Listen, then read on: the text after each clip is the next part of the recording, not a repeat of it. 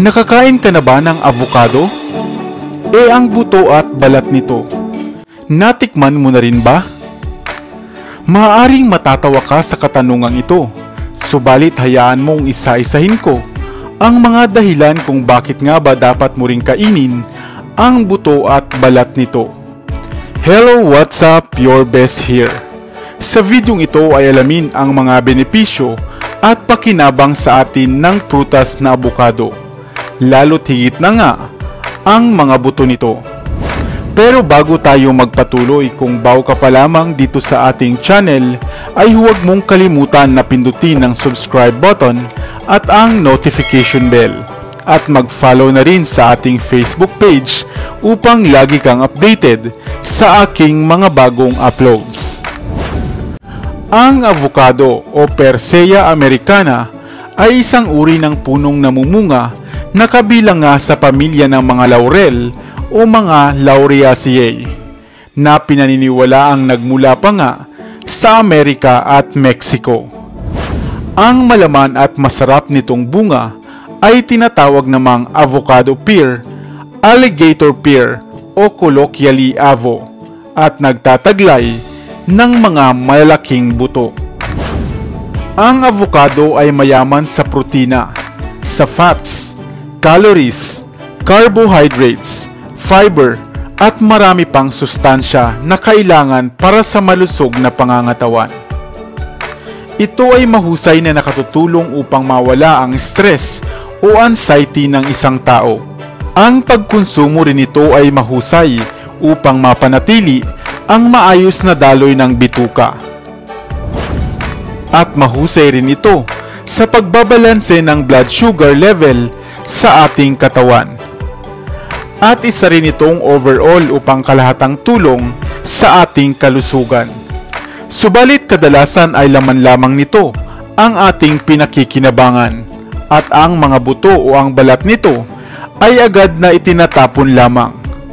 Subalit batid mo ba na maging ito pala, gaya ng laman ng avocado, ay labis na masustansya at maaaring makain pa? Subalit maaaring sasabihin mo na papaano mo nga ba ito kakainin, gayong ito ay labis na mapakla o labis na mapait. Opo, tama, mapait ang lasa nito. Kung kaya naman, ito ay maaaring patuyuin muna at pagkatapos ay i-blender upang maging ganap na powder na maaari mo nang isama o ibudbud sa ginagawa mong shakes o mga smoothie. Ang buto ng avocado ay mayaman sa antioxidants na makatutulong upang makaiwas tayo sa cancer, para sa maayos na daloy ng tiyan, pampababa ng cholesterol level, at upang makaiwas sa mga sakit-sakit sa puso. Nakapagpapakinis din ng balat ang buto ng avocado at isang mahusay na source ng potassium. Kung kayo naman ay diabetic, makatutulong din ang pagkain ng buto ng avocado upang mapabalanse ang inyong blood sugar level. Subalit papaano naman ang balat nito? Hindi lahat ng klase ng avocado o ang balat ng avocado ay pwede mong kainin. Ang cocktail avocado o ang stoneless avocado o ang avocado na walang buto ang natatanging klase nito na pwede mong kainin ang balat. Ikaw, nakakita ka na rin ba ng avocado na walang buto?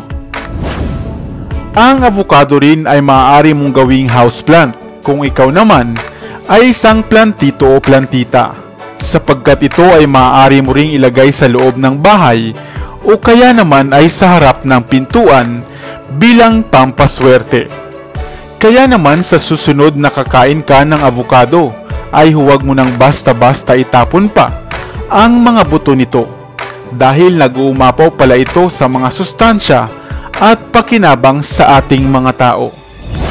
Ngunit laging tatandaan na mainam na sumangguni muna sa inyong doktor bago kumonsumo nito, lalo't higit kung mayroon kayong iniinom na iba pang mga gamot. Hindi ba't nakabibilib ang prutas na avocado? Dahil hindi lamang pala ang laman nito ang makakain mo, dahil pati na rin ang balat at buto nito. Bunga ng avocado. Dahan-dahang idarang sa mahinang apoy ng ilang minuto. Kunin ang mga laman nito, durugin at ilagay sa kawali at idarang sa mahinang apoy. At tatambad na nga sa iyo ang langis ng avocado. Batid mo ba na napaka-useful pala ng oil na ito? Ang avocado oil na na-extract buhat sa bunga nito ay kadalasan ngang ginagamit sa mga salad at mga salad dressing sapagkat ito ay mainam para sa kalusugan ng ating puso. Mayaman din ito sa vitamin E at mga fatty acids. Subalit, maliban pa nga rito ay napakarami pa palang mga gamit at maaaring pakinabang ng avocado oil na marapat mo ring alam. Ang avocado oil ay mainam din pala sa pagpiprito, paggigisa, pagluluto ng barbecue, baking, at iba pa, sapagkat ito ay mayroong tinataglay na high smoke point na hindi rin madaling nasusunog. Maaari mo rin itong i-massage sa balat, sa pisngiman o sa mukha at gamiting face mask na kadalasan na nga nating nakikita na sangkap sa mga pampaganda, lotion, shampoo at iba pa. Dahil mabisang skin moisturizer ang langis buhat sa avocado at kadalasay wala ngang side effect. Batid mo rin ba na higit palang mas masustansya ang avocado oil kesa sa coconut oil sapagkat napakataas ng unsaturated fatty acids nito na kung tawagin ay oleic acid na mainam para nga sa kalusugan ng puso at upang makaiwas sa mga inflammation. Mahusay ring nakapagpapaputi ang avocado oil at upang mawala ang mga hyperpigmentation sa balat, gayon din ang acne at mga pekas. Kung may itim naman ang paligid ng inyong mata o eye bags, napakabisa rin ng avocado oil para dito. Ibabad lamang ng ilang oras o magdamag sa paligid ng inyong mata o sa bahaging maitim bago ito tuluyang banlawan. Magagamit mo din itong pangpakintab ng sapatos, pang-maintain ng mga tools, at marami pang ang iba.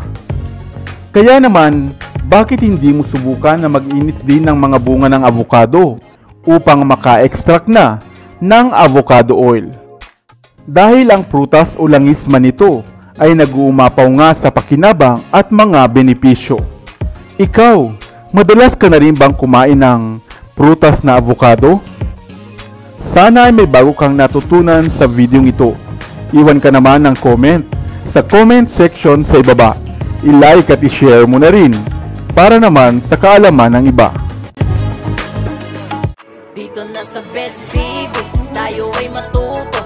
Utak mapuno ng bagong kaalaman. Dito na sa Best TV, tayo ay lumibot. Lihim na mundo ay ating matuklasan. Dito yan sa Best TV.